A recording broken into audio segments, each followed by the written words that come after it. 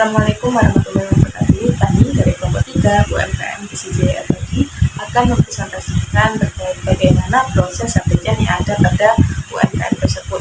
Namun sebelum itu izinkan kami untuk memperkenalkan diri. Yang pertama, perkenalkan nama saya Farah Ketusalvana dengan NBI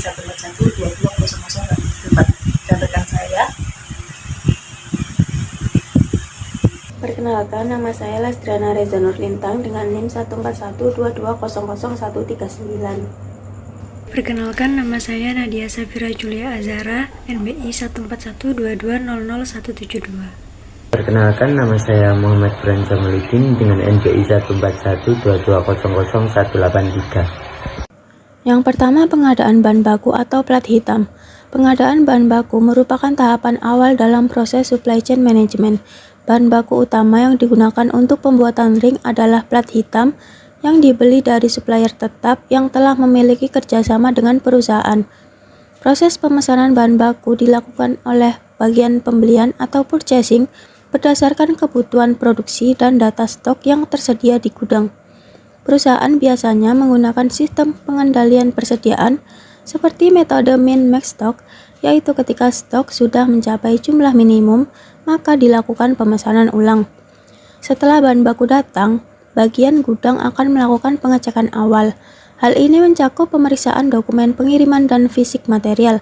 Selanjutnya, tim QC melakukan pemeriksaan kualitas bahan seperti ketebalan, panjang, lebar, serta kondisi permukaan plat hitam. Selanjutnya, penyimpanan dan manajemen persediaan. Setelah bahan diterima dan lolos inspeksi QC, plat hitam disimpan di gudang bahan baku dengan pengelolaan sistem FIFO atau first in first out atau sesuai prioritas kebutuhan. Setiap plat hitam dicatat dalam sistem inventory, termasuk kode bahan, jumlah lembar, tanggal masuk, dan supplier asalnya. Kita akan masuk pada proses produksi pemotongan plat hitam. Proses produksi diawali dengan pengambilan plat hitam dari gudang oleh bagian produksi berdasarkan surat perintah produksi atau SPP. Plat hitam kemudian diproses pada mesin potong, yaitu shearing machine atau plasma cutting, sesuai dengan ukuran awal yang dibutuhkan. Ukuran potong biasanya disesuaikan dengan diameter dan ketebalan ring yang akan dibuat. Potongan plat ini akan dipotong membentuk pola dasar cincin dengan alat bantu seperti dies atau cetakan potong sesuai spesifikasi desain produk. Tahapan ini merupakan proses penting karena ukuran potongan harus tepat untuk memudahkan pembentukan ring di tahap selanjutnya. Operator mesin melakukan pengecekan secara berkala terhadap hasil potong agar tetap konsisten. Selanjutnya adalah proses pembentukan ring. Potongan plat selanjutnya diproses menjadi bentuk ring melalui proses forming.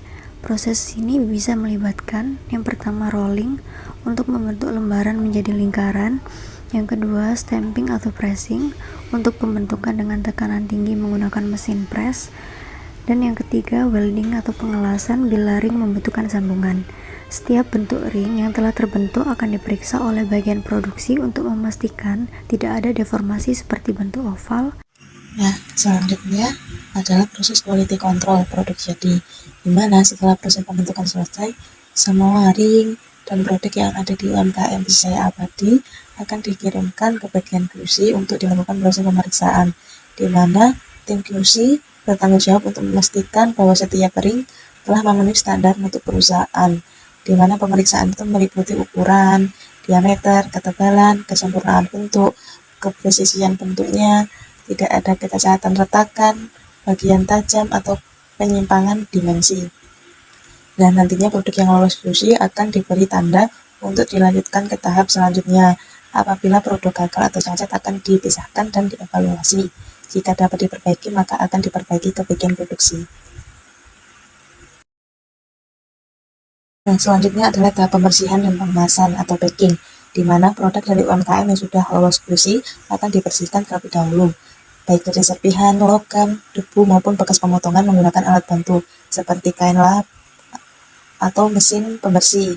Setelah bersih, produk siap untuk dikemas, di mana proses pengemasannya akan dilakukan sesuai dengan standar perusahaan atau permintaan pelanggan, seperti dikemas per 50 pieces atau 100 pieces per karung atau dus, di mana nantinya akan diberi label dengan informasi produk seperti kode barang, jumlah, dan tanggal produksi. Penyimpanan barang jadi. Produk yang telah dikemas dan diberi label disimpan di gudang barang jadi. Gudang barang jadi memiliki sistem pencatatan yang memudahkan proses identifikasi barang dan pengecekan stok siap kirim. Penyimpanan disesuaikan dengan jadwal pengiriman atau permintaan pelanggan. Distribusi dan pengiriman. Tahap dari proses SCM adalah pengiriman barang kepada pelanggan. Proses ini dilakukan oleh bagian logistik berdasarkan surat jalan dan PO pelanggan. Pengiriman bisa dilakukan menggunakan armada perusahaan atau jasa ekspedisi pihak ketiga. Kesimpulan, proses SCM di CV Dadi Jaya Abadi Sejahtera berjalan melalui tahapan yang saling terintegrasi, mulai dari pengadaan barang baku, proses produksi, quality control, hingga pengemasan dan pengiriman produk. Pengelolaan SCM yang baik berperan penting dalam menjaga kualitas produk, efisiensi proses produksi, dan kepuasan pelanggan.